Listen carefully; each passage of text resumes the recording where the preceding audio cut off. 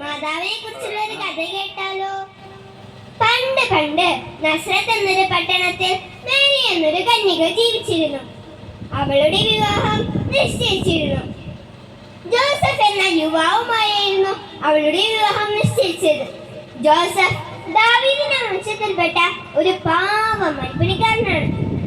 ഒരു ദിവസം മേരി ഒറ്റയ്ക്കിരുന്ന് പ്രാർത്ഥിക്കുന്ന സമയത്ത് പെട്ടെന്നൊരു പ്രകാശം. മേരി എവിടേക്ക് സൂക്ഷിച്ചു നോക്കി.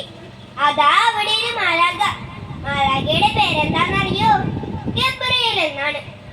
ഗബ്രിയേൽ മാലാഖ മേരിയോട് പറഞ്ഞു, നന്മ നിറഞ്ഞവളെ, നിനക്ക് സ്വസ്തി, കർത്താവ് നിന്നോട് കൂടെ, നീ സ്ത്രീകളിൽ അനുഗ്രഹീതയാകുന്നു. മേരി മാലാഖയെ നോക്കി. അമ്പരപ്പോടും പേടിയോടും കൂടിയായിരുന്നു മേരി മാലാഖയെ നോക്കിയത്.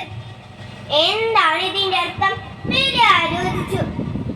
മേരിയുടെ അങ്കലാപ്പ് കണ്ട് മാലാഖ മേരിയോട് പറഞ്ഞു, ഭയപ്പെടേണ്ട, ദൈവം നിന്നെ ഒരു വിശിഷ്ടമായ കാര്യത്തിന് തെരഞ്ഞെടുത്തിരിക്കുന്നു.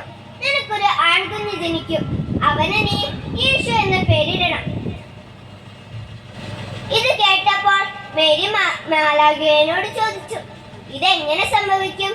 എന്റെ കല്യാണം ഇതുവരെ കഴിഞ്ഞിട്ടില്ലല്ലോ. മാലാഖ മേരിയോട് പറഞ്ഞു, അത്യുന്നതന്റെ ശക്തി നിന്നിൽ പ്രവർത്തിക്കും. അങ്ങനെ നിനക്ക് കുഞ്ഞ് ജനിക്കും. ഇക്കാര്യത്തിൽ നീ സംശയിക്കേണ്ട. നിന്റെ ഇളയമയിലെ എലീശമ്മ, അവൾ മുത്തശ്ശിയാണെങ്കിലും അവൾക്കൊരു ആൺകുഞ്ഞ് ജനിക്കാൻ പോവുകയാണ്. ദൈവത്തിന് അസാധ്യമായി എന്താ ഉള്ളത്? ഇത് കേട്ടതോടെ മേരിയുടെ അങ്കലാപ്പും പേടിയൊക്കെ മാറി.